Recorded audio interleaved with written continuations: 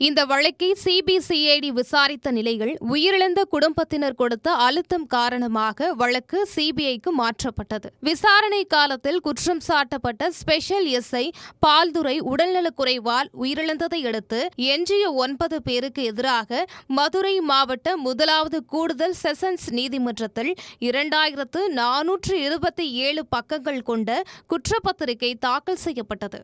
சம்பவம் நடந்த அன்று பணியில் இருந்த காவலர்கள் பியூலா, எஸ்ஐ ரவிச்சந்திரன் இந்த சம்பவத்தை முதலில் நேரடியாக விசாரித்த கோவில்பட்டி மஜிஸ்ட்ரேட் பாரதிதாசன் உள்ளிட்டோரின் சாட்சியங்கள் குற்றவாளிகளின் மிருகத்தனமான தாக்குதலை நிரூபிக்கும் வகையில் அமைந்தது. 6 ஆண்டுகள் நடைபெற்று வந்த இந்த வழக்கில் அனைத்து தரப்பு வாதங்களும் முடிவடைந்ததை அடுத்து கடந்த மார்ச் 23 அன்று தீர்ப்பை வாசித்தார் நீதிபதி முத்துக்குமரன். அன்று 9 குற்றவாளிகளும் ஆஜராகியிருந்த நிலையில் நீங்கள் அனைவரும் கொலை குற்றவாளிகள் என கூறி தீர்ப்பை முழுமையாக வாசித்தார் நீதிபதி. போலீசார் அடித்ததால் தான் தந்தை மகனுக்கு காயங்கள் ஏற்பட்டுள்ளது ஊர்ஜிதமாகிறது. கோவில்பட்டி கிளை சிறையில் இருவரும் அடைக்கப்பட்ட போதே அவர்களின் உடல்களில் காயங்கள் இருந்தன. உயிரிழந்த ஜெயராஜிற்கு இருதயம் மற்றும் நுரையீரல் பிரச்சனை இருந்தாலும் அதன் காரணமாக அவர்கள் உயிரிழக்கவில்லை. இரும்பு கம்பி போன்ற ஆயுதங்களால் தாக்கியதாலே அவர்களது மரணம் நடந்துள்ளதாக